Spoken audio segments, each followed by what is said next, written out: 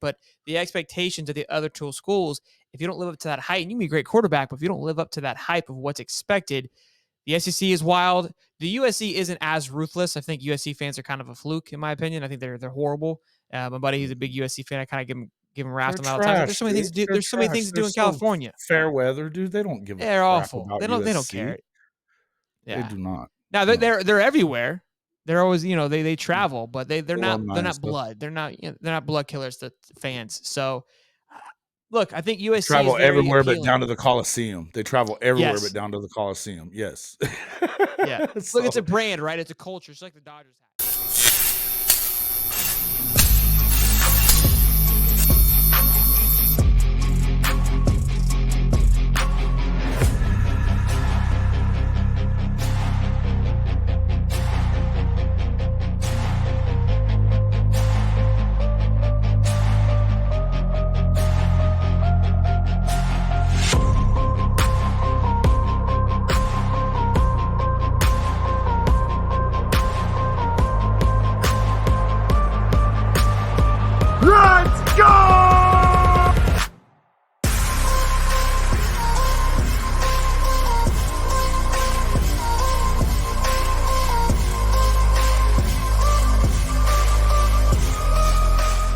Welcome back to the Hall of Fame College Football Podcast.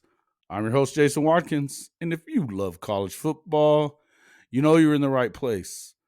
So before you forget, smash that red subscriber button, like our videos, and don't forget to ring the bell so you don't miss one moment of the Hall of Fame College Football Podcast. With Shelton from HighTop Sports, that pain in the ass Florida Gator loving.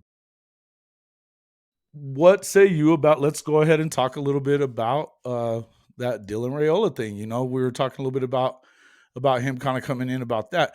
It's weird to me that everything that you just said, his dad played there, his uncle's out there. Matt Rhule is he's a team builder. As the coach is always talking about it on our show, that he really likes Matt Rhule, that he's the guy that builds things. Is he gonna pull this off? I mean, because right now they're showing the crystal ball going to Tebow and USC. I didn't realize when we were talking pre-cast. I didn't realize Steve Wiltfong him. Yeah, Wiltfong to USC, and that's a dangerous thing to have happen to you when Wiltfong crystal balls you somewhere. Now, these kids in these higher rankings, they have a little more flexibility. What I mean by that is there's obviously these rumors that kind of fly around when happened at Treyon Webb, Florida. If they tell these guys they're going somewhere and flip, guys get pissed, tinker with their rankings a little bit. Dylan's set, so it doesn't really matter if he flips or not. He's not gonna hit. It's not gonna hurt his recruiting. Right. But I was kind of shocked when I saw that because there was no noise from USC. It was coming down to Georgia and Nebraska. So then when USC all of a sudden came, it doesn't surprise me with Lincoln Riley. I think he's done a great job with quarterbacks. So yeah, I'm like, if I'm the number one guy, where do I want to go? You've won 3 Heismans. You're going to get guys like that. But they seem like they're full though. They still got Caleb, and then they've got obviously they have Malachi Nelson coming in this year. So it's like one of them deals where I don't see where you're looking at least 2 to 3 years probably that you're going to be sitting. And this is not what quarterbacks do. 5-star quarterbacks, number 1 in the country quarterbacks do anymore, right? Yeah, we talked about that too, with the culture possibly evolving a little bit, and that's something I talk about too. If I'm Matt Rhule, what's the pitch? What's the elevator pitch? Because if you go to Georgia, if you go to Georgia or USC, you're just another guy to the roster. You come to Nebraska, you're a legacy. The chances of you walking out of here, you can go with a mid, what would we consider a mid career at the likes of USC and Georgia, and probably end up with a statue here in Nebraska, which is going to make you look better for drafting anyways. Now, I'm not saying that he can go and just be dog shit, right? But the expectations of the other two schools, if you don't live up to that height, and you can be a great quarterback, but if you don't live up to that hype of what's expected, the SEC is wild. The USC isn't as ruthless. I think USC fans are kind of a fluke, in my opinion. I think they're horrible. My buddy, he's a big USC fan. I kind of give him raft on that all the time. Like, there's so many things to do. There's so many things to do in California. Fair weather, dude. They don't give a crap. They're awful. About they don't care. Yeah. They do not. Now they're everywhere. They're always, they travel, but they're not blood. They're not blood killers to fans. So look, I think USC is Travel very everywhere but appealing. down to the Coliseum. They travel everywhere but Yes. down to the Coliseum. Yes. Yeah. Look, it's a So, brand, right? It's a culture, just like the Dodgers had. It's just yeah. that they've done a great job of branding themselves as like it school. But I would be shocked if Matt Rhule were to miss out on this. Not shocked. Again, if you're losing out to a Lincoln Riley, and Lincoln Riley was after DJ Lagway, so that was a big shout out. Right, And right. Clemson was after him too. So that's a huge shout out to Coach Billy to pull DJ Lagway from Talk Dabo. about that one because, we had talked about on Ty's show how, with after what happened with Rashada, I was kind of wondering what was going to be the fallout with that for Florida. No matter what it was, the looks of it, we talked about that. The optics weren't great, for Florida. But for you to turn around and to get Lagway like that, what a pickup, dude. That's a monster pickup. Yeah, I think so. It's too early for me to talk shit now. If we Right. which we should, I believe we should in this season, 2024 recruiting class top 10. Uh, basically, I'm gonna go back and say, hey, suck it to everyone that was talking shit about the Jaden Yeah. Rashada thing because Yeah. Yeah. look, like everyone felt like it was a big deal that Billy messed up. Well, maybe he saw something that we can't see, and everybody Right. else understood what happened, and it didn't cause any fluff because, like, yeah, we understand why you went, how you were at Miami, Florida, and you end up at Arizona State. Everyone hits me. Well, his dad played there. Shut up. It's not like we're Yeah, not but talking like I Nebraska. That's a think it's legacy more I school. think it's more of an indictment of the NIL system and the way that there's just no handlebars on it whatsoever. You know what I mean? You Like think you don't money? You have think money? any. You think Arizona paid him that much? No. Oh no, I don't think that there's a freaking way that they did. I don't. But that's what I'm saying. How do you fall from Miami, Florida to Arizona State? And that fall as if like, I Well, mean, look, because you Miami, Miami and whatever Florida. happened at Florida, what is what it is. And I don't necessarily. Again, I agree with what you and Cody have been saying about the fact that once it got out what that number was, there's no way you can bring him in there for that because then the whole team's pissed off. Sure. You can't do. I don't think that Billy was wrong in that. I think that it was handled poorly. Outside of that, and the fact that because of the rules and the laws and all the crap before that have apparently been changed now there in Florida, um, it didn't give him a ton of ability to kind of shape this and make sure that hey, you're not going to blow my freaking team up by giving this guy $13 million. You're Sure. not doing it. You know what I Yeah. mean? Um, but, I mean, and like I said, I'm not necessarily blaming it on. I don't think it's necessarily Billy's fault. I think that they had. I mean, they were. It was poor planning on the part of the NCAA and on the part of these conferences to get ready for the NIL when everybody should have seen it coming longer than. I mean, this is a conversation we could have forever concerning NIL. There's a lot of things that the ball has been dropped on. It seems to be way too reactive instead of proactive when it comes to a lot of these things.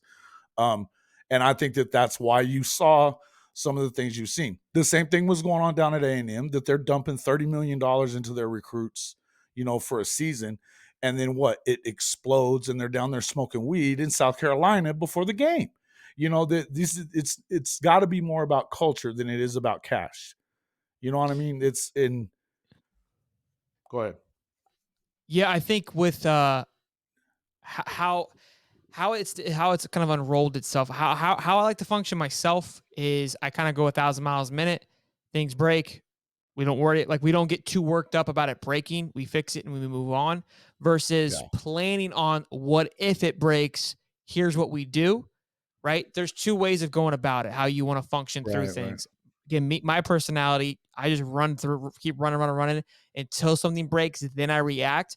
With that mentality, you kind of get a little bit of a head start because you're not slowing down. These guys they're sitting at the starting line, planning out what could possibly go wrong. Is there And a so if it knife does in go your hand? wrong, yeah, I play with it. It's my fidget tool. If it does go wrong, right, they can fix it much faster because they kind of prepared for it. And I feel like what's happened with the NIL, which I don't hate, is they're running with the training wheels off, shake blade, and they're ready to go. And Yeah. so that's just kind of what's happening, which I don't mind it. However, you have the other Yeah. side of the personality that prefer to hold back and almost in a sense they get embarrassed when things go wrong. I don't give a shit. That to me, No, that's my. no. And again, it's a It's personality college trait. So football. Things are gonna be what they're gonna be. But I think that you have coaches and stuff. And it seems to me like Billy is very, very in tune with what he wants the culture to be in his program. Oh yeah. You know what I mean? Oh yeah. And the fact is that he didn't have a lot of power in that, or at least not on paper. And with the rules the way that they were, he didn't have enough power in that. Now, whether or not he was the one that shut it all down, my guess is that he probably was. But now, at least with the fact that now that they've said, okay, yes, the coaches can help them acquire the NIL deals and stuff like that, I feel like that is more accountability for the program itself.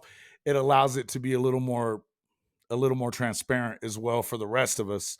And so you don't have to worry about it as much. I think that the more you can help these kids, you know what I mean? Sure.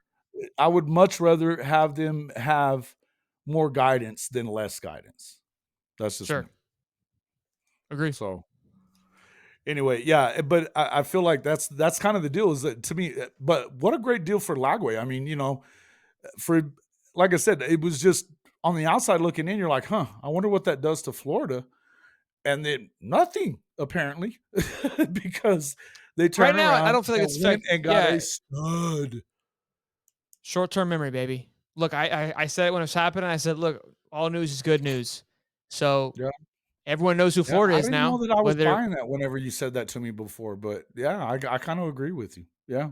when you're being talked about, I mean, everyone wants to know what's going on, so you kind of peel back the cover a little bit, like what's going on down there, and you realize like, oh, it's not as bad as everyone says it is, and now you're kind of buying into it, and you're like, holy shit, well, damn, I'm here as a Gator. I didn't realize what happened. You know what I mean? That's kind of how media works. I mean, for a prime example is Kanye West. The guy's constantly in the media for nothing ever good, it seems like, but everybody knows who he is, and then he builds a base. He builds a culture by just being hated. Mm-hmm. I don't know. It doesn't make it. It's Oh just yeah, and you know what? You're not right about quite that. the I mean, well, I was saying the yeah. same thing to Cody yesterday. He was like, I was telling him that he should do a video about Coach Prime and say something about positive. He was like, I can't do that. I hate him. I was like, well, then say something negative. Who cares? Yeah, that's what I told him. I was like, in a world of heroes, there needs to be a bad guy. Go be the bad guy, bro. That's just why not? go be what you want to be. There's gonna be a base that wants to hear the negative about it, and you're gonna get shit from the good guys, but I get shit from the bad guys. So it's just you need both parties to exist. Just choose which side you want to be a part of. I would agree, but that's where I'm at with the whole. I don't understand this whole Raiola thing. My guess is that I don't know how you end up at SC when because the fact that he is the number one recruit, not just quarterback recruit in the country. You have the option to go to Georgia. You have the option to go to obviously Arizona State's apparently in on him too. What is Dillingham doing that he's able to pull these guys? I'm not sure. But apparently he's in the conversation here. Of course, he's from Arizona. The kid grew up in Arizona. So, and then SC, which is, Heisman, Lincoln Riley.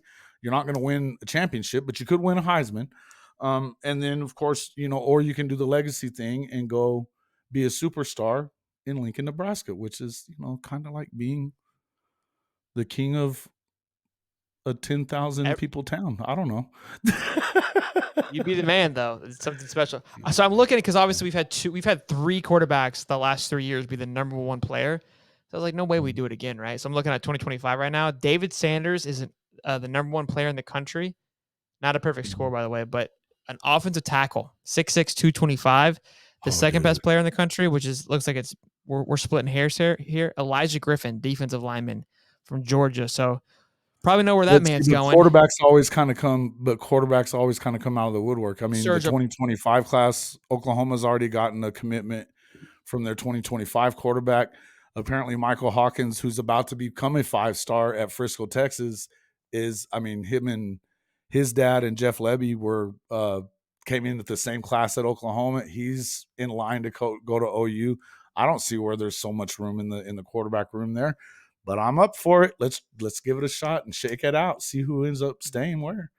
Never hurts to have a lot of depth. I'll say that. For sure. There's 33 5-stars in 2025. I think there's only 24 or 25 in this class. And Georgia already has 2 of them. Oh, bro. Yeah. Bama has 1. Colorado has 1. Their wide receiver.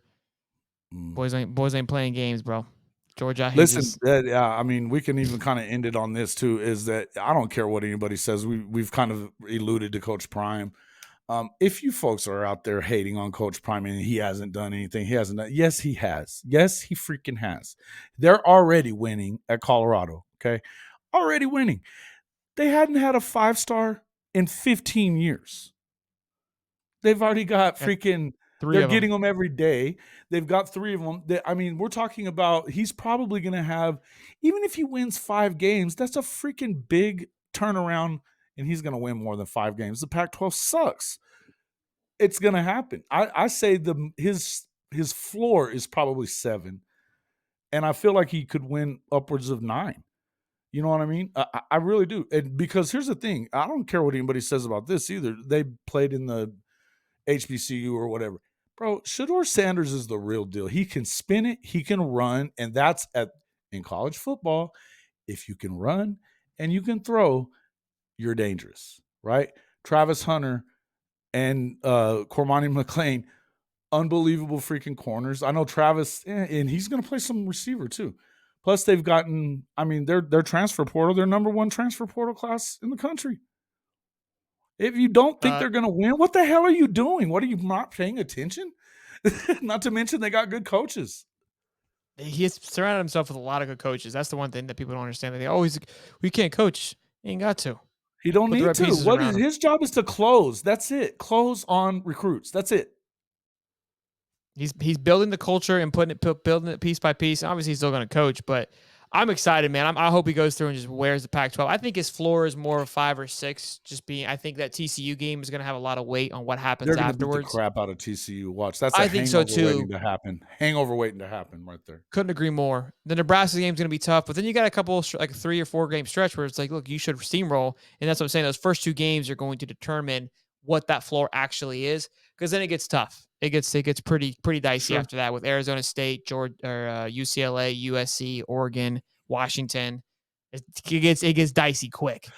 The Oregon, Washington, I agree with you on. Arizona State, I think they're a year out from really doing a whole lot. Well, I mean, they're more they're farther along in a sense than they are from last year. Is all that I was kind of getting at. Of like, look, it's still going to be a tough game. Trash. I know. Yeah, I'm aware, but I still think they're up and coming.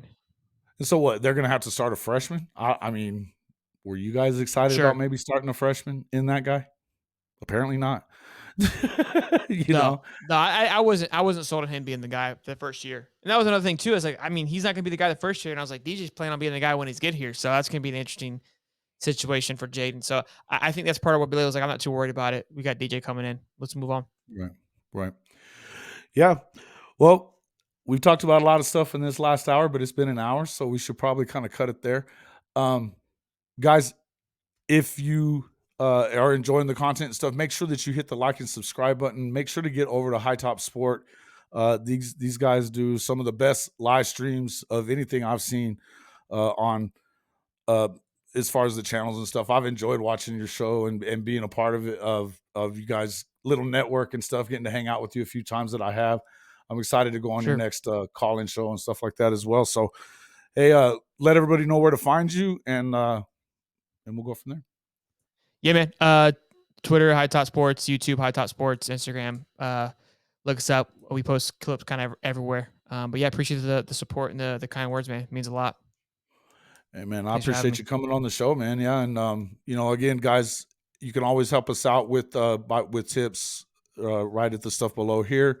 Buy some of that podcast merch. We got some funny Tebow merchandise in the store there. And then you can always get up to 65% off everything in our Fanatics partner store.